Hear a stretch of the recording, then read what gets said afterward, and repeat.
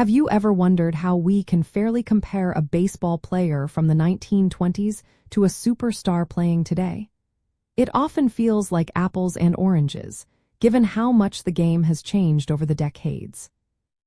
Era adjustments in baseball statistics are sophisticated calculations designed to level the playing field, making player performance comparable across different historical periods.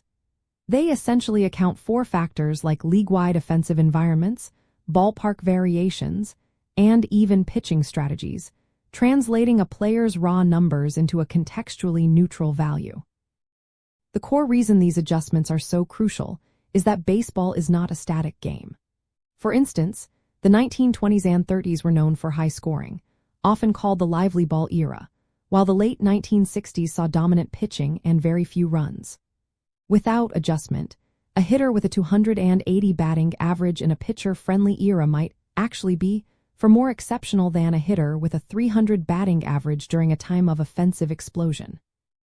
These adjustments help us see who was truly great relative to their contemporaries. So, how do these adjustments work in practice?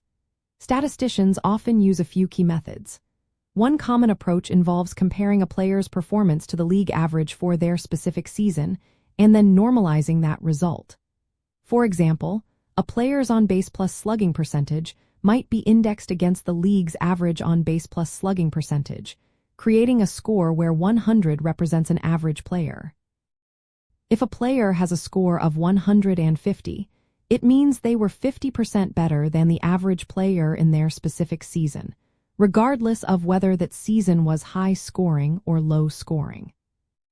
The most widely recognized era-adjusted statistic is OPS plus, or on-base plus slugging plus. OPS plus takes a player's raw on-base plus slugging percentage, adjusts it for the player's specific ballpark environment, and then indexes it to the league average.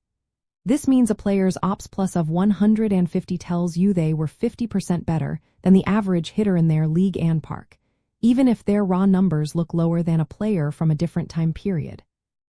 It offers a consistent benchmark across all eras.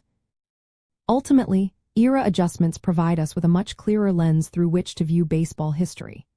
They help us appreciate the true skill and dominance of players like Babe Ruth, Ted Williams, and Mike Trout, by allowing us to understand their achievements not just by their raw statistics, but by how overwhelmingly they stood out compared to their peers. It is how we can truly understand who the best of the best were, regardless of the year they played.